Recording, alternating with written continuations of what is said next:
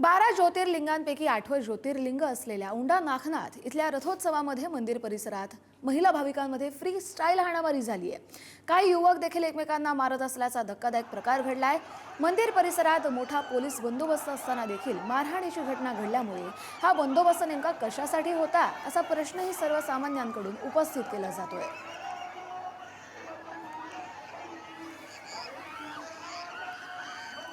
अधिकचे अपडेट घेऊया आपले प्रतिनिधी संतोष भिसे यांच्याकडून। संतोष, नेमका वाद कशामुळे सुरू झाला आणि त्या हाणामारीचे आपण जे दृश्य पाहतोय ते अतिशय आक्रमक आहेत आणि पोलिसांनी काय कारवाई केली आहे?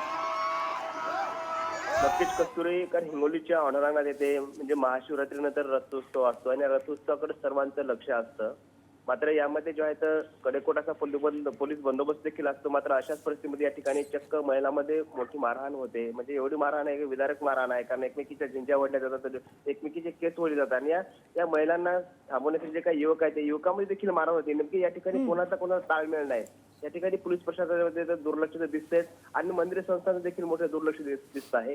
कारण नेमकी ही मारहाण का झाली आता सध्या शोध सुरू आहे। मात्र संपूर्ण घटना जी आहे तर या ठिकाणी जे आहेत असे काही मोबाईलचे म्हणजे आहेत त्या ठिकाणी त्या मोबाईलमध्ये संपूर्ण घटना कैद झाली आहे आणि सध्या आता सोशल माध्यमावर हे प्रचंड व्हायरल होत आहे। नेमकं आता का मारहाण झाली मात्र एवढंच सांगावं लागेल, कारण पोलिसांची जी काही सुरक्षा आहे तिची मात्र या ठिकाणी दिंडवडे उडल्याचं या ठिकाणी आपल्याला पाहायला मिळते। आता शोध लागल्यानंतर नेमकं कळेल की नेमकी मारहाण का झालेली आहे।